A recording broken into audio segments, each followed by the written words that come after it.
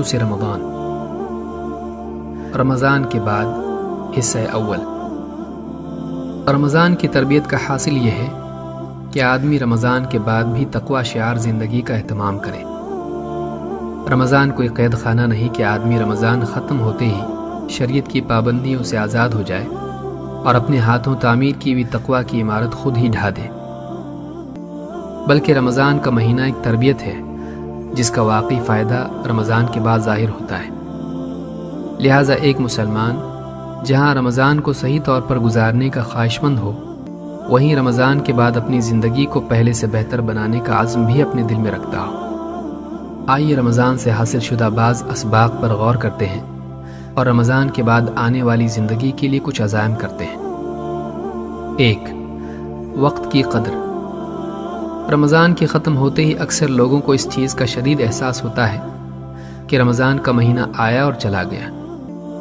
بہت سے لوگ اس مہینے کے خاتمے پر افسوس اور ندامت کا اظہار کرتے نظر آتے ہیں کہ کاش ہم اس مہینے سے بھرپور فائدہ اٹھاتے، کاش ہم اپنے اوقات کو ضائع نہ کرتے۔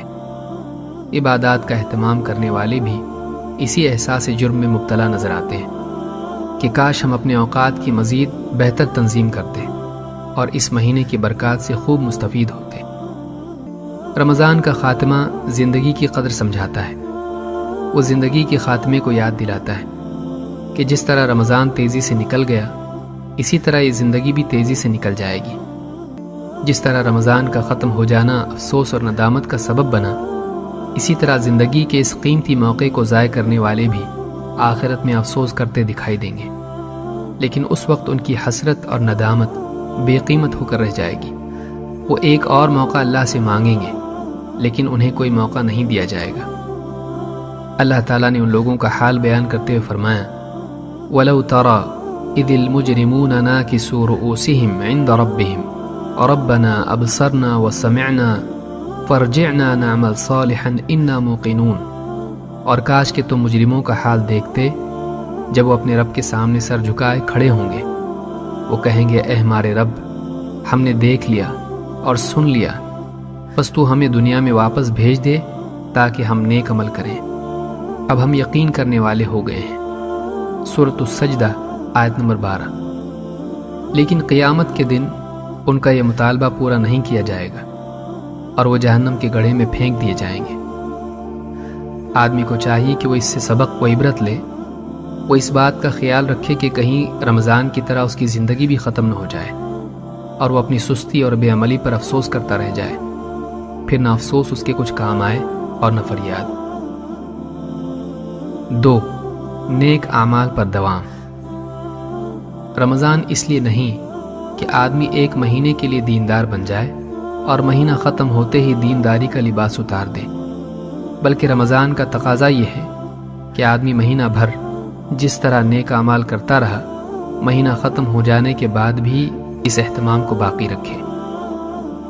اللہ کے نبی صلی اللہ علیہ وسلم نے فرمایا، اللہ کے نزدیک محبوب ترین عمل وہ ہے جس پر عمل کرنے والا پابندی سے جمع رہے، چاہے وہ عمل تھوڑا ہی کیوں نہ ہو۔ اس حدیث کو امام بخاری اور مسلم نے روایت کیا ہے۔ اسی طرح آپ نے عبداللہ ابن عمرو ابن عاص رضی اللہ تعالیٰ عنہ سے فرمایا، اے عبداللہ، فلاں شخص کی طرح نہ ہو جانا جو رات میں قیام اللیل کرتا تھا لیکن پھر اس نے اپنا عمل چھوڑ دیا۔ اس حدیث کو بھی امام بخاری اور مسلم نے روایت کیا ہے۔